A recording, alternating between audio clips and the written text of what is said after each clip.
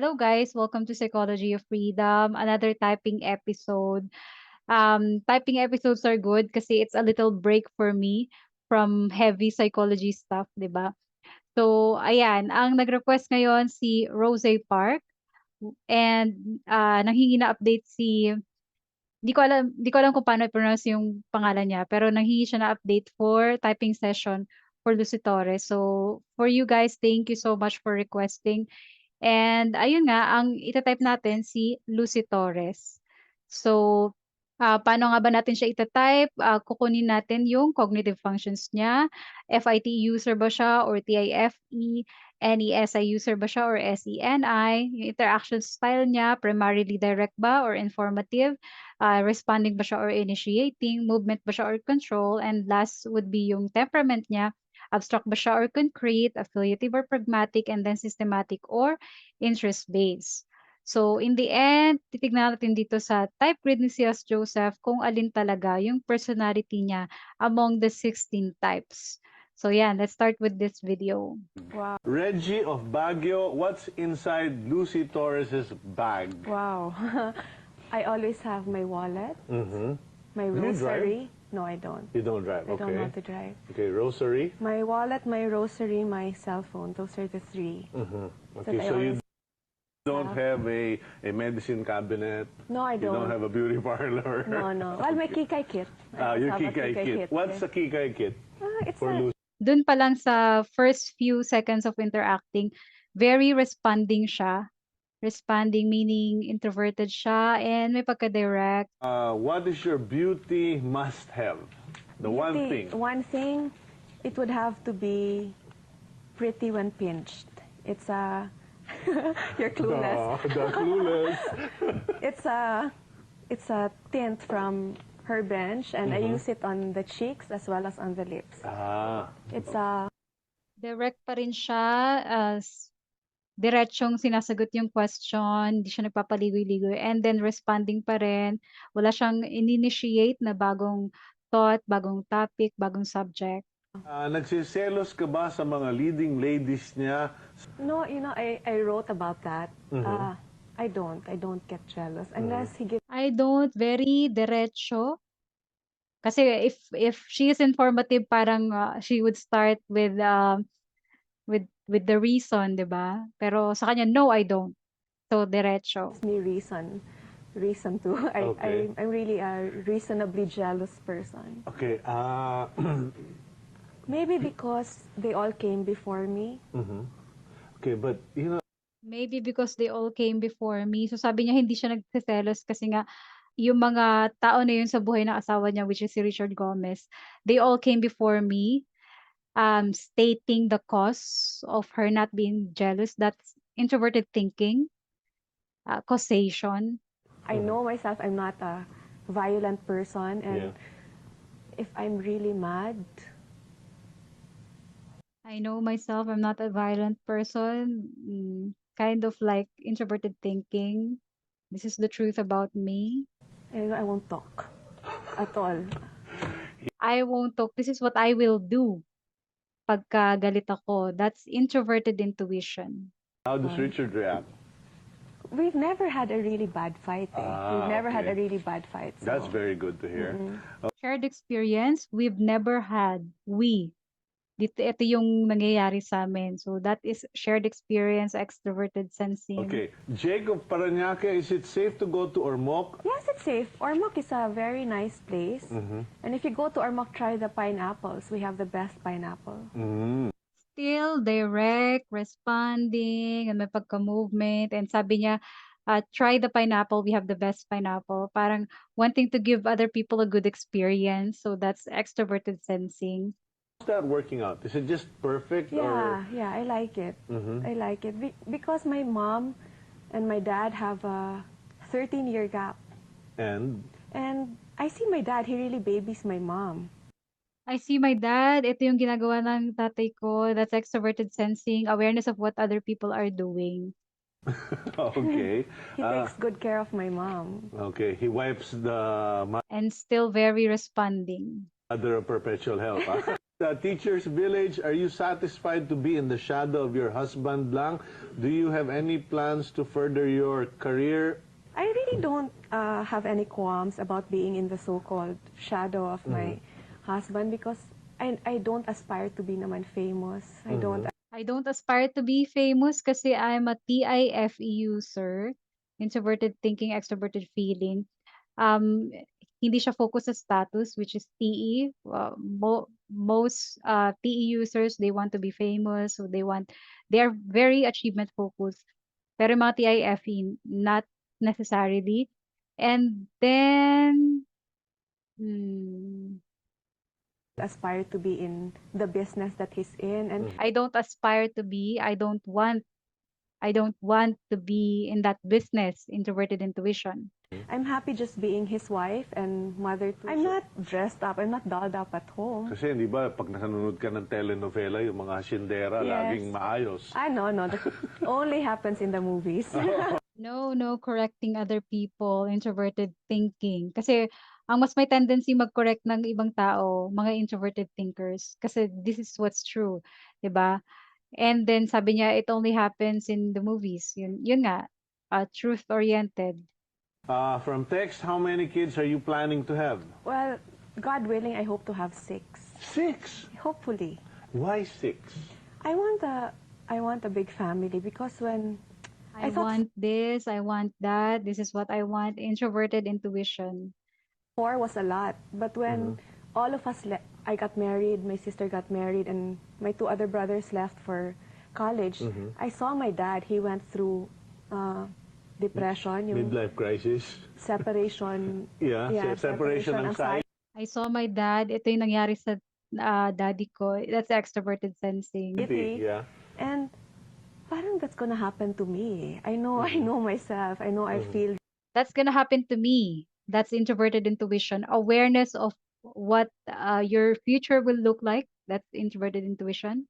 really lost when my kids all go off to college. So I want to have 6 and space them, hopefully, in such a I want this, I want that. Introverted intuition is optimistic. way that by the time my eldest comes home, Check tayo ng iba pang interview kasi sure na tayo na direct responding siya.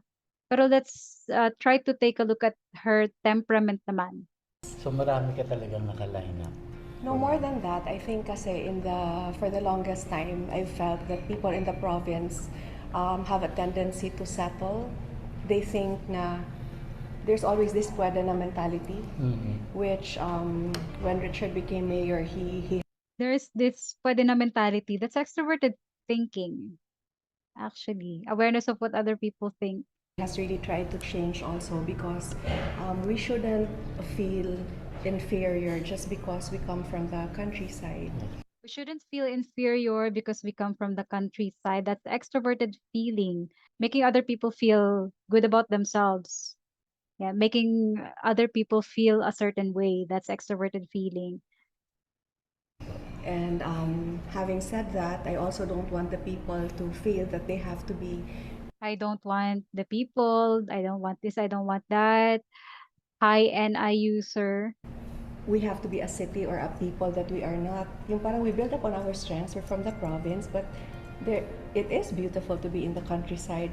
Lalo na siguro nung nag-pandemic tayo and nakita natin na the happiest people were actually those who had access to space, as opposed to a life in the urban areas na naka-confine ka sa She's comparing the urban areas sa countryside. So that's extroverted thinking, comparison. So nakikita natin may FITE din siya, pero parang mas predominantly TIFE. Baka nagko-cognitive transition lang siya sa halimbawa, subconscious or unconscious niya. So let's see. sa buildings lang, no? So we really try to make the people value what they've been so used to for the longest time kasi Make the people value extroverted feeling. Values ng ibang tao, making other people value something. Parang ganon. palaging the grass is always greener. People from the province always dream of going to the big city because the opportunities are there. Yeah. But we want them They want to go to the cities kasi ito yung motive nila, ito yung interest nila, when it comes to going to the cities. So, may pagka-interest base. What's in it for people when they go to the cities? to know that the opportunities that are there are also present here. Yeah. Developers, what we're doing is really setting the stage Yes, for the yes, city ma'am. to bloom in the way that it's supposed to, without losing the feel of the province, without losing our identity nga as a people. So we welcome Our identity as a people, yung identity kasi it can be TI or FI. Kasi introverted thinking is authenticity about what you think, 'di ba? And introverted feeling is authenticity about what you feel or your morals. So, I cannot choose between the two. Parang hindi mahirap siyang i-ano. So, tignan pa natin. We welcome the big businesses. In fact, we want for hotels to come in and We want. So if you're talking about your own desires, that's NI. If you're talking about the desire of the collective, that's extroverted intuition. So definitely nagko-cognitive transition siya.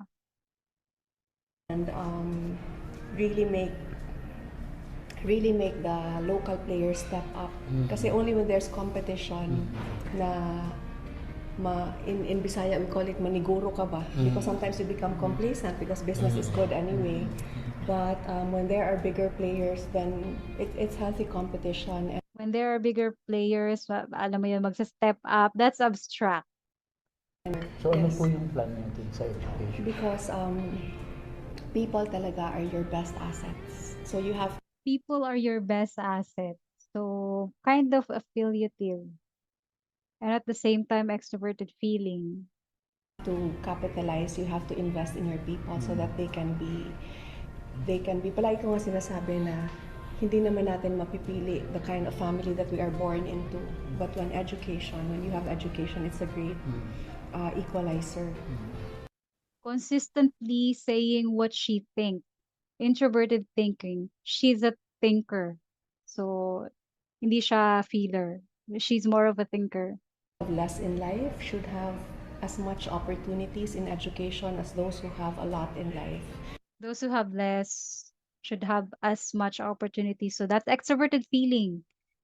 That's why our scholarship program is very strong. Actually, all these things, Mark, he started when he became mayor kasi nauna siya Actually, all these things he started. Kind of parang initiation yun. na sa LGU. I was more legislative. So dito talaga, he laid Yung groundwork. the groundwork, and all the programs Ito yung ginawa niya ng husband niya. So, extroverted sensing. So, for sure, SENI user talaga siya. that I have now, basically, I've just built up on So, parang we just need to verify yung temperament niya. Kasi interaction style niya, direct responding movement eh. So, let's take a look at other videos. Hindi na daw siya aalis. Oo. Hindi siya talaga aalis. Bata pa siya. Alam na niya. Na-program ko na siya na, Juliana, you don't have to, nothing against parents who choose to send their kids otherwise, but Nothing against parents who chose to send their kids otherwise, sabi niya. So, may pagka-affiliative yun kasi affiliative people don't want to offend other people. She doesn't want to her words to be misinterpreted and ma-offend yung ibang tao. I'd always tell her, our schools are good enough. Plus, it was my first time to see him like a grown man, not the little boy I'd always see. And then, habang tinitingnan ko sila, First time to see parang experience yun, experience-based, introverted sensing. sabi ko, ang cute naman itong dalawang to pag siguro pag nagka-movie sila. And then I forgot, hindi pala sila artista. Pag nagka-movie, that's still abstract. Crush mo eh, di ba? I like manly men. Lalaking lalaki.